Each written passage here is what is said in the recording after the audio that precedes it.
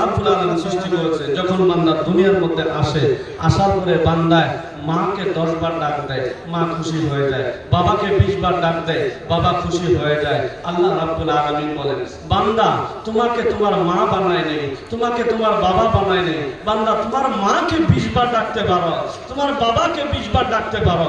বান্দা আমি তোমাকে বানিয়েছি, দিনটা 24 ঘন্টা মিলায়া একবার তুমি আমি আল্লাহকে ডাক দিলা না, তুমি আমাকে 24 ঘন্টা ডাকা লাগবে না।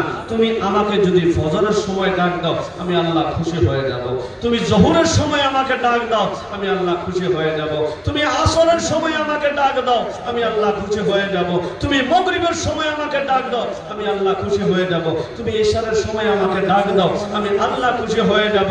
বান্দা তুমি যদি তোমার মাকে ডাকার পরে তোমার মা খুশি হয়, তাহলে তুমি বান্দা যদি আমি আল্লাহকে ডাক দাও, আমি আল্লাহ খুশি হয়ে যাব। তোমার বাড়ির মধ্যে কারো বেমার হয়েছে, আমি আল্লাহ ওই বান্দার বেমার শিফা করে দেব। বলেন সুবহানাল্লাহ। তোমার বাড়ির মধ্যে বরকত হয় না, ওই বরকত আমি আল্লাহ দান করে দেব। বলেন সুবহানাল্লাহ। এই জন্য আমরা আজকে থেকে ওয়াদা করব, সবাই একবার বলেন, আমরা 5 ওয়াক্ত নামাজ পড়ব ইনশাআল্লাহ। সবাই 5 ওয়াক্ত নামাজ পড়বো ইনশাআল্লাহ। আমরা যত গুনাহ করেছি, আল্লাহ রাব্বুল আলামিন যাতে এই নামাজের ইরাদা করার জন্য সারা জীবনের গুনাহ খাতা আল্লাহ maaf করে দেয়। বলেন ইনশাআল্লাহ। আল্লাহ রাব্বুল আলামিন যাতে আমাদের সারা জীবনের গুনাহ খাতাগুলো maaf করে দেয়। আমরা যখন নাকি দুনিয়ার থেকে চলে যাব, দুনিয়া থেকে বিদায় হব, ওই সময় আমাদের কি অবস্থা হবে? একটা কবিরা বলেছেন কি জানেন? আদর রিয়া মানুষাল্লাহ বানাইয়া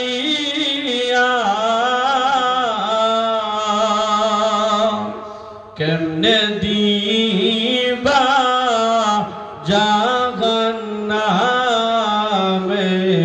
ফেলিয়া, আল্লাহ কেমনে দিবা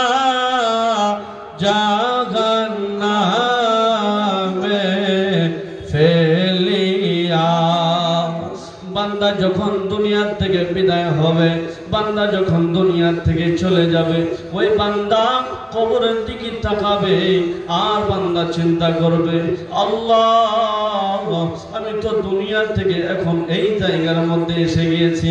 একটা হাদিস শরীফ রয়েছে, তিরমিজি শরীফ, খণ্ড নম্বর 1, পৃষ্ঠা নম্বর 1, 2, 3, 4, 5, 6, 7, 8, 9, 10, অনেক লম্বা হাদিস। এই হাদিস শরীফের মধ্যে কি বলেছেন?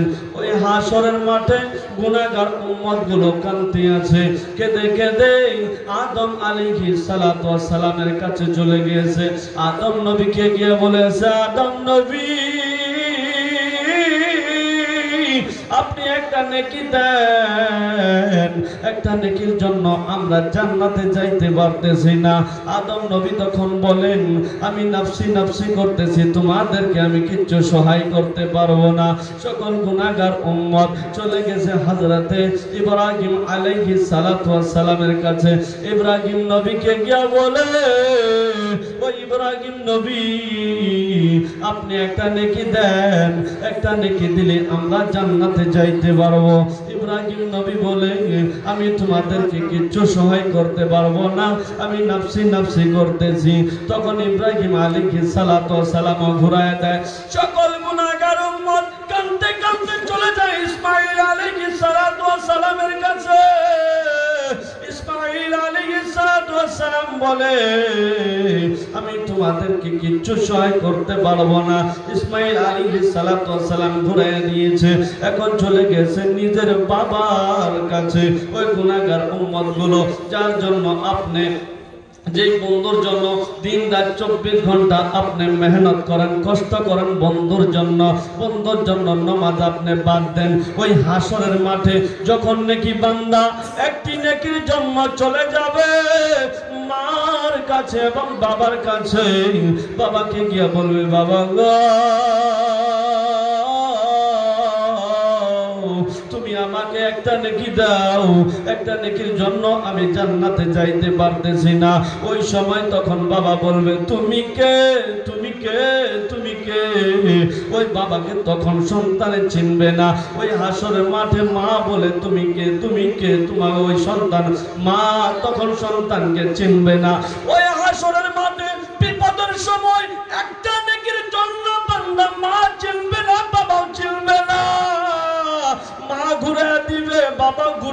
রে বান্দা চলে যাবে মুসা আলাইহিস সালাতু ওয়াস সালামের কাছে। মুসা নবীকে গিয়ে বলবে, ও মুসা নবী, আপনি একটা নেকি দেন, একটা নেকি দিলে আমরা জান্নাতে যাইতে পারবো। ওই মুসা নবীও তখন বলতেছে, আমি নাফসি নাফসি করতেছি, আমি তোমাদেরকে কিচ্ছু সহায় করতে পারবো না। ও মুসা নবীও তখন ঘুরায় দেয়, তখন চলে যায় ঈসা আলাইহিস সালাতু ওয়াস সালামের কাছে। ঈসা নবীকে গিয়ে বলে, ও ঈসা নবী, আপনি একটা নেকি দেন, একটা নেকি দিলে আমরা জান্নাতে যাইতে পারবো। ঈসা নবী তখন বলতেছে, আমি নাফসি নাফসি করতেছি, আমি তোমাদেরকে কিচ্ছু সহায় করতে পারবো না। ঈসা নবীও তখন ঘোরায় দেয়। ঈসা নবী বলেন, আমি তোমাদেরকে একটা সহায় করতে পারি, একজন তোমরা একটা রাস্তা আমি দেখায় দেই, ওই রাস্তার মধ্যে যদি তোমরা যাও তোমাদেরকে ঘুরাইয়া দিবে না।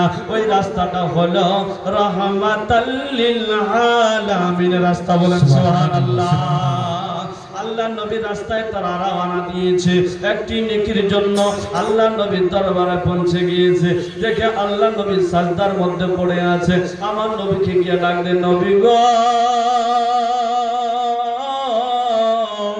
ও নবী, আমরা আদম নবীর কাছে গিয়েছি, আদম নবী আমাদেরকে ঘুরায় দিয়েছে। মুসা নবীর কাছে গিয়েছি, মুসা নবী আমাদেরকে ঘুরায় দিয়েছে। এখন ঈসা নবীর কাছে গিয়েছিলাম, ঈসা নবী আমাদেরকে ঘুরায় দিয়েছে। ও নবী গো, আপনি যদি ঘুরায় দেন আমরা জাহান্নামে চলে যাব। ও নবী, আপনি আমাদেরকে যদি ঘুরায় দেন জাহান্নামে আমরা চলে যাব। ইয়া রাসূলুল্লাহ, নবী গো, ওই জাহান্নামে আমরা থাকতে পারবো না, ওই জাহান্নামের আগুন আমরা সহ্য করতে পারবো না। জাহান্নামের মধ্যে ধাম ধাম করে আগুন জ্বলতেছে। ও নবী গো, আপনি আমাদেরকে বাঁচান। আল্লাহ নবী সাল্লাল্লাহু আলাইহি ওয়াসাল্লাম সাজদা থেকে মাথা উঠায়া আমার নবী বলেন, আমি সারা জীবন তোদের জন্যই আমি নবী কেঁদেছি, সারা জীবন আমি নবী তোদের জন্য আমি কষ্ট করেছি। আজকে তোরা যদি জাহান্নামে যাস, আমি নবী থাকতে পারবো না, আমি নবী সহ্য করতে পারবো না, আমি নবী জান্নাতে পাও রাখবো না। আমার আল্লাহ রাব্বুল আলামিনকে আমার নবী দুইটা হাত উঠায়া বলেন, বাবু,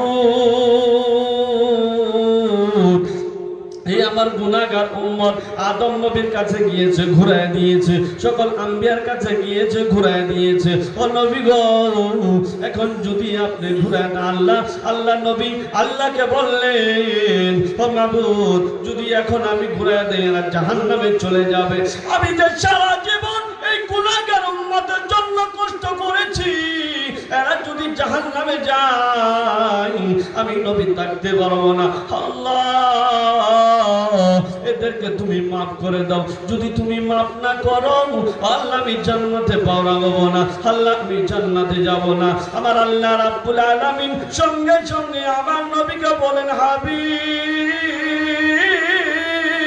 যাও যাও যাও, তোমার জন্য আমি দুনিয়া বানিয়েছি, তোমার জন্য আসমান বানিয়েছি, তোমার জন্য জমিন বানিয়েছি, তোমার জন্য কলম বানিয়েছি, তোমার জন্য আরশ বানিয়েছি, তোমার জন্য দুনিয়ার সব কিছু আমি বানিয়েছি।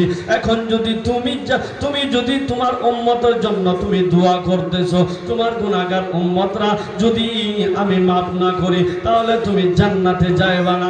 যাও যাও হাবিব, তোমার খাতিরে আমি সকল গুনাহগার উম্মতদিগকে মাফ করে দিলাম। নারে তাকবীর, নারে তাকবীর, নারে রিসালাত, হুসাইনি কনফারেন্স কি নারে তাকবীর, নারে রিসালাত। আল্লাহ নবী সাল্লাল্লাহু তাআলা আলাইহি ওয়াসাল্লাম যখন নাকি আল্লাহ নবী দু জাহানের বাদশা নবী, এই কথা বলার পরে আল্লাহ রাব্বুল আলামিন বললেন, আমি যাও তোমার গুনাহগার উম্মতদিগকে maaf করে দিলাম। আল্লাহ নবী খুশি হয়ে গেল, সকল গুনাহগার উম্মত খুশি হয়ে গেল, তারা জাহান্নাম থেকে বেঁচে জান্নাতের মধ্যে চলে গিয়েছে। এই জন্য ভাইরা আমার বন্ধুগণ, যত গুনাহ করেন গুনাহ থেকে বেঁচে থাকবেন, গুনার মধ্যে লিপ্ত হবেন না, মার খেদমত আপনি বাদ দিবেন না, বাবার খেদমত আপনি বাদ দিবেন না। বাবা যেই কথা বলবে ওই কথা আপনি শুনবেন, আলিম উলামারা যেই কথা বলবে ওই কথাগুলো শুনবেন, আলিম উলামারা যেই রাস্তা দেখাবে ওই রাস্তা মোতাবেক চলবেন। এই জন্য ভাইরা আমার বন্ধুগণ, এই মাদ্রাসার থেকে যেটা শিক্ষা দিবে ওই শিক্ষাটা অন্তরের মধ্যে আপনারা নিয়ে যাবেন। এখন ভাইরা আমার বন্ধুগণ, আলা হযরত আজিমুল বরকত মুজাদ্দিদ দ্বীন ও মিল্লাত ইমাম আহমদ রাজা খা ফাজিল বারেলভী আলাইহির রাহমা একটা শেরের মধ্যে বলেছে, সেটা বলে আমি বক্তব্য শেষ করে দেই।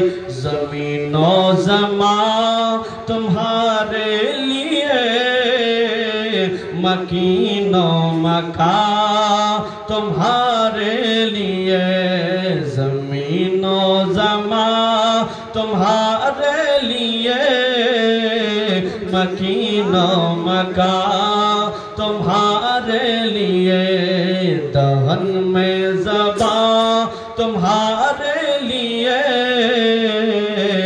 बदन में है जा तुम्हारे लिए, हमारे यहाँ तुम्हारे लिए, उठे भी वहाँ तुम्हारे लिए। ভাইরা আমার বন্ধুগণ, আপনাদের সম্মুখে যাই কিছু বললাম